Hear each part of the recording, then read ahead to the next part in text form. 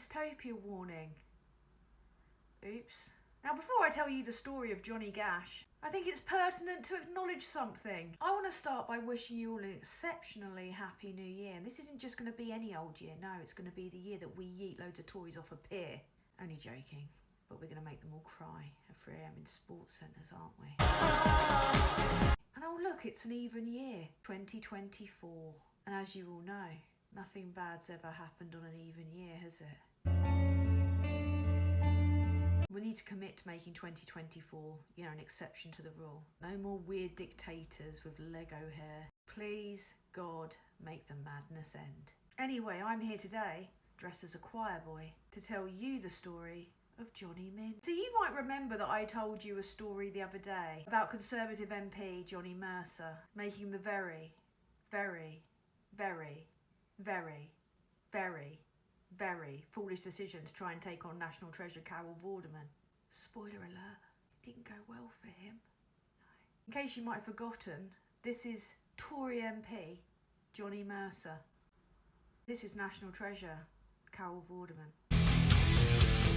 I'll give you a very quick run through of what happened. Fred Thomas, the Labour candidate that's going to take Johnny Mercer's seat at the next general election, posted a tweet holding Johnny Mercer accountable for his failings when it comes to veteran homelessness. Vorders retweeted it. Politely, I hasten to add. And then Johnny Mercer decided to try and drag her online, personally. Now, there's many reasons why this is a bad idea. Number one, Vorders is popular.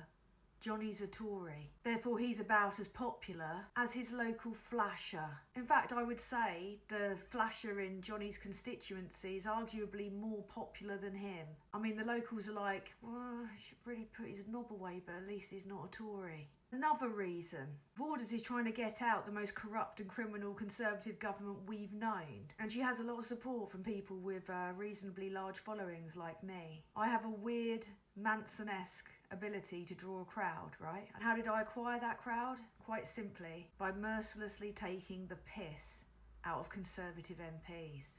Relentlessly. And, telling people the truth about the Conservatives, pointing out how they change their positions as frequently and as brazenly as your mum. Third reason why it's a bad idea for Johnny Mercer to do what he did is that he did it on a platform that is dedicated to providing a safe space for people to just absolutely roast each other. Now, the Tories have destroyed most of the reasons to be proud to be British. There's one area in which we are truly world-beating, and that's our ability to just rip the shit out of each other. So put all those things together and what have you got? A very bad couple of days for Johnny Mercer, the nickname Johnny Minge, which is going to stick forever, trending for 2 days online. Now, I have to tell you that this escalated brilliantly. Mercer was last seen walking around his local, whilst indulging in a bit of minge drinking to try and drown his sorrows, muttering to himself, why are they calling me Minge? Why are they calling me Minge? To the point where he intends to raise an urgent question in Parliament, the question being, why are they calling me Minge? Sunak arranged a Cobra meeting. Only joking, he's as useless as fuck. See, the thing is, I don't even know. No, because it doesn't mean anything. It's a good old-fashioned roasting. This is what happens when you have quite a lot of organic followers that seem to genuinely like you. Most of them, I mean, there are some hate follows, but they're just weird, aren't they? They're the kind of people that would, with the big light on, that kind of stalk you, 4chan nude leakers. But most of the people that follow me love to take the piss. You see, what this was really about, Mr. Min, was power. You might be able to control the bloody Tory graph, the Daily Mail, whatever.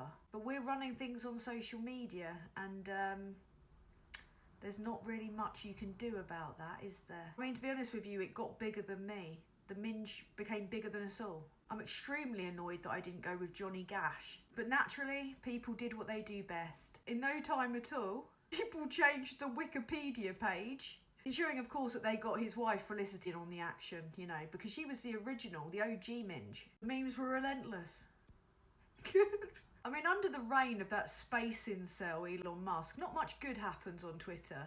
But one of my favourite things, I have to say, is the context that people can add to people's tweets. Tories are relentlessly now facing added context underneath their tweets, which proves you know, what they're claiming is false. Now, Johnny didn't take kindly to any of this. In fact, I'd go as far as to say that he completely lost his mind. Mercer posted this threat that he'd received and atted Carol Vorderman. Carol Vorderman put out a tweet pointing out the facts about what Mercer had done. He wrote a horrible comment underneath it and then claims that shortly afterwards that he got threats. Obviously, never acceptable. Nobody, me, none of the people that I'm working on campaigns with would ever justify threats against MPs, especially not their kids. Jesus. This is classic Darvo. Classic manipulation. He did a terrible thing. He's responsible for the consequences of his words, not saying that these are justified consequences. You see, in my video the other day, I referenced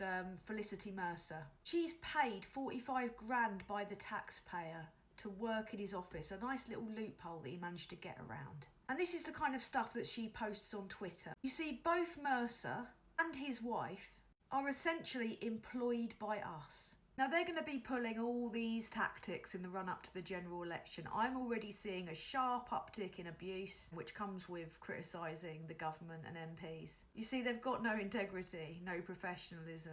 That Bell is doing nothing to control the farm of rejects that he inherited. I genuinely don't think they know what to do with us lot, and I like that. You see, with them lot, it's all about control and domination, in a bad way. I've told you this before, they own the narrative, they own the national conversation, and they have lost their grip on reality. But in many ways, that's a benefit to us, yeah. We know their playbook, mostly written by Bannon, but they don't know ours. The new year is looking bright. Conservatives lost by-election after by-election in 2023, and the most beautiful thing about the polling is it doesn't even take into account what we're going to do with tactical voting.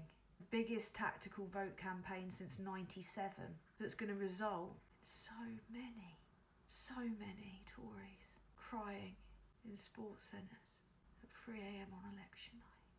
Yeah. Do you find it hard to imagine what that would look like? Here's a little teaser.